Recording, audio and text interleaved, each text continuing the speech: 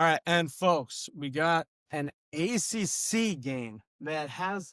Well, 1 second while I pick up my notes, make sure I Hey, got all the good. right notes. And I do. hey, we're You picking no first. SEC games this week because it just doesn't Yeah. mean more to me as of late. Oh wait, they have Missouri, Oklahoma this weekend, What's your blind which pick on that? uh, uh, Missouri. Hey, dude, me too, even though I know that's going to be wrong, It's going to be wrong, especially yeah, because we agree. So, because I want to pick Oklahoma to ride with them after they just slapped me upside the head last week after I talked bad with them against Alabama. And if I did that, they would lose. It's the same thing as with BYU. hey, So but we do have a good ACC matchup here. I we think do this have one. is A lot of implications, man. A lot of implications well, in the Big Ten championship.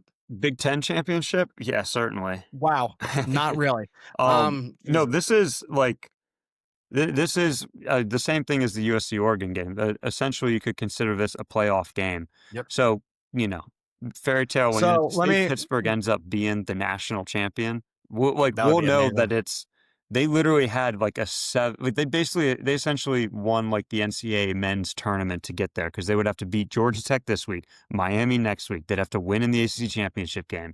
Then they'd have to go through the college football playoffs. Who knows? Maybe we are at the precipice of Pitt greatness, or maybe Georgia Tech is ready to turn it to the next year and Right. kind of just put their stamp on the ACC this year. So all of our viewers know what the scenarios will be. Georgia Tech wins this, they're going to the ACC championship regardless of what happens against Georgia. Pitt goes into this with a win and SMU loses to Louisville or UVA loses to Virginia Tech. Go ahead. Do you have No, anything or you just yeah. yeah, you're You just just gonna got me defend? a little Yeah, excited. of course.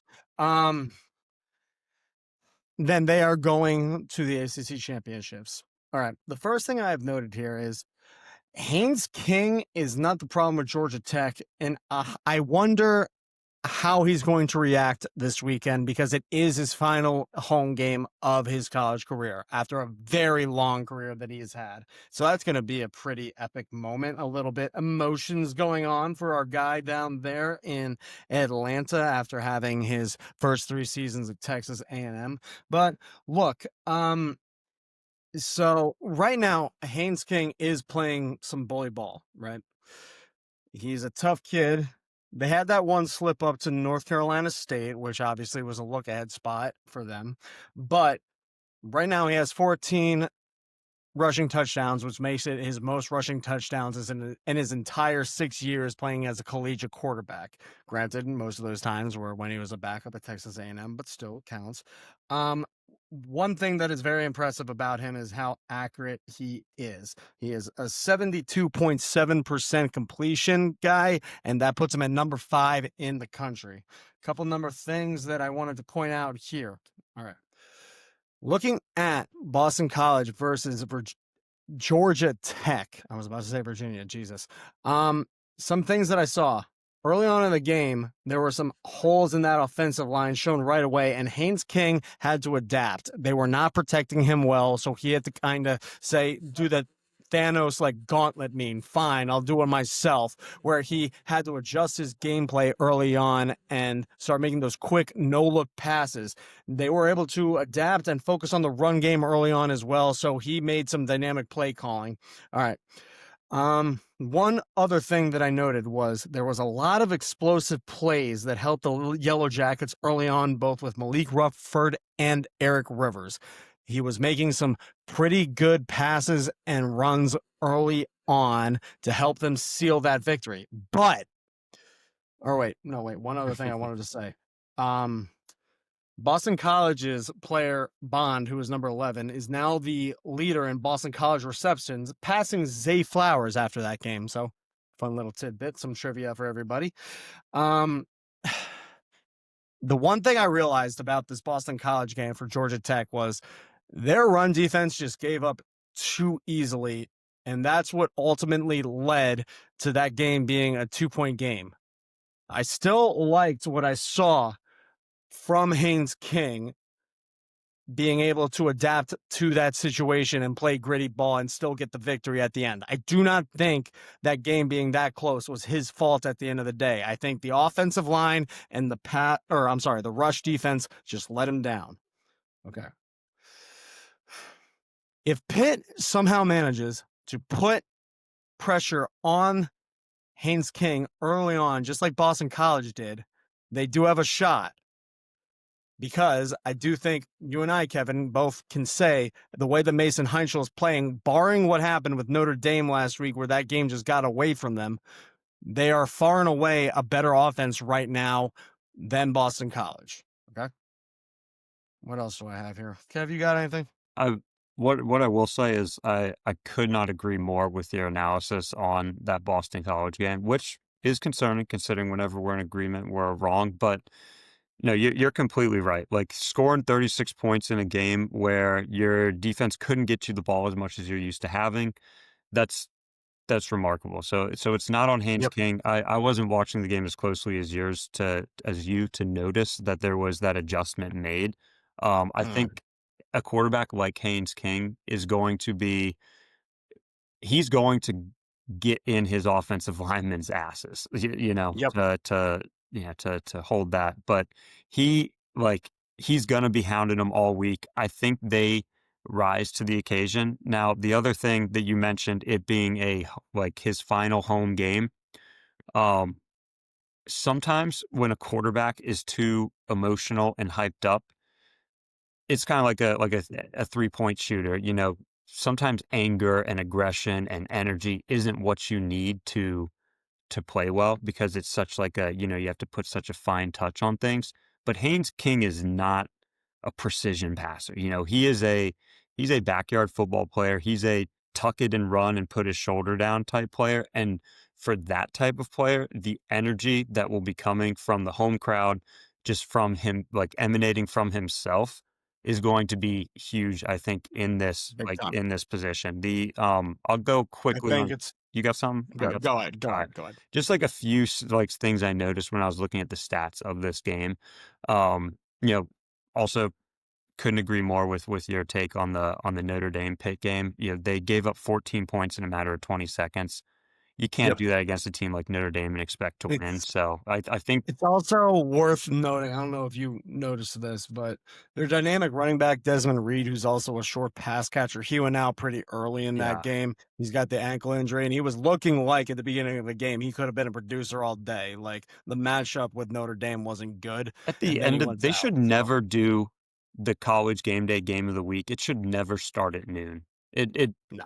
I don't know what it is, but like a team comes out flat. Last week it was BYU against Texas Tech. This week it was Pittsburgh. It's like have all the fanfare, have the coach come in the morning and then do the game at 8 o'clock, 8:30 when it's supposed to happen, if it's truly the game of the week. But the other thing Right. about Pitt, they are a sloppy team that forces their opponents to play sloppy. I'm gonna have to look dead at my notes here for this, but Of course. so let's see. Pitt, the Pitt Panthers, they are number 15 in the country at forcing takeaways, like forcing turnovers. Georgia Tech, 12 in the country at not turning the ball over. All right.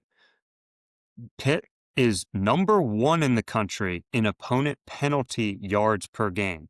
So they Mm, make the I did opposing notice that, offense actually. turn the ball over. They make both sides of the ball from the other team get caught in penalties.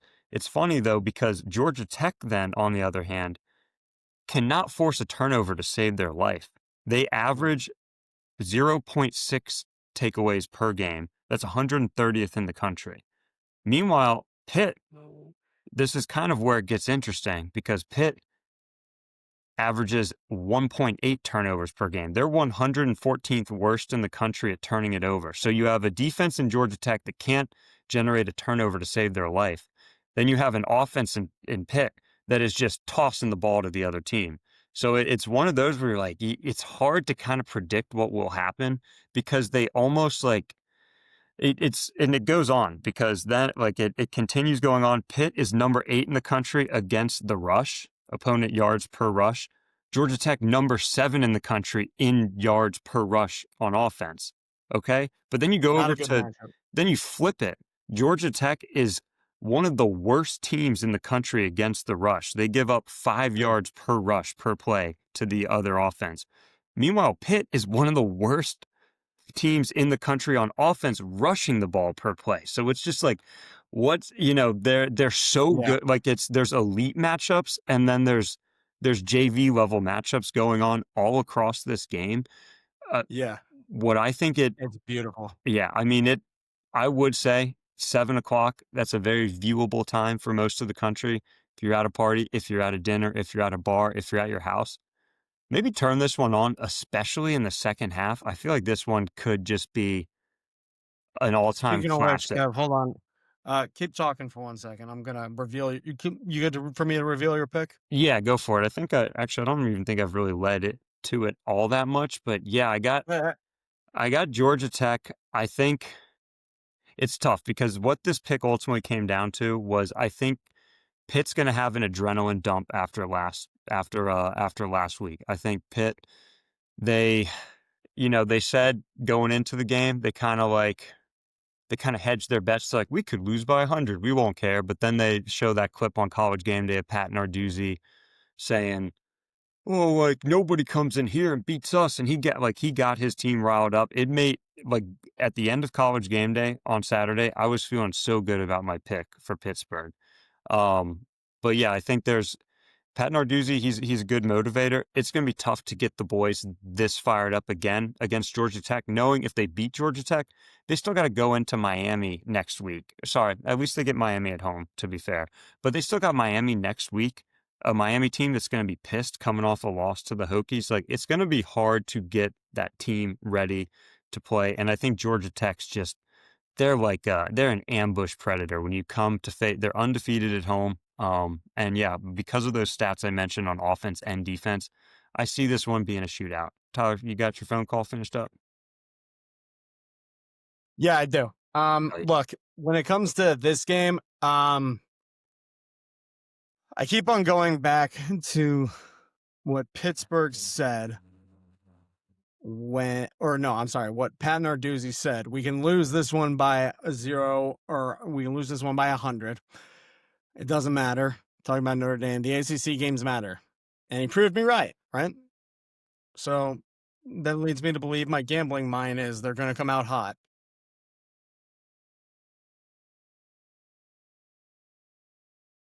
Oh no.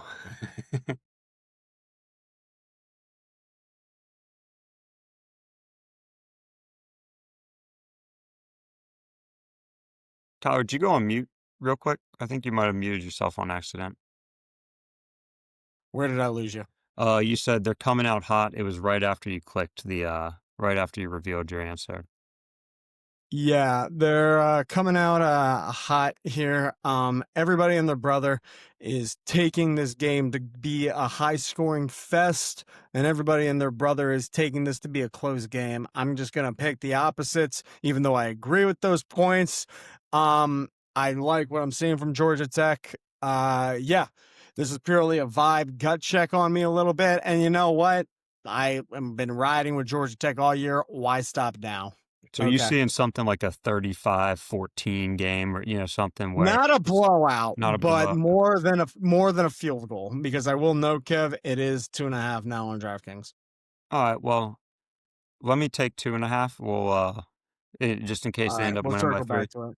I'll All take two and right, a half as and well. folks, if you want to stick around for the rest of the video, please feel free to do so. If you are just tuning in for the Pittsburgh versus Georgia Tech segment, thank you so much. Please remember to like and subscribe. Remember to comment down below what teams you want us to cover. And because the football season is almost ending, that also applies to college ball. One thing I want to note, tonight I was watching Purdue at Memphis. Memphis was actually keeping it pretty close. So, I mean, it got away from them at the end of the last 4 minutes. I think it was like an 11-point victory for Purdue. But still, we're starting to get to that point of the year where there's excitement with college hoops. We want to tackle that head on. So comment however you want us to cover it. Yes. And, And thank you all for watching. yeah, let us know what we got, what you think we got wrong about this analysis. If you think we missed something, if you think we're too focused on something, tell us what we Kevin welcomes criticism. I don't. Yeah. Okay. We On need to the Trace next game. Lizard. So yes, next game.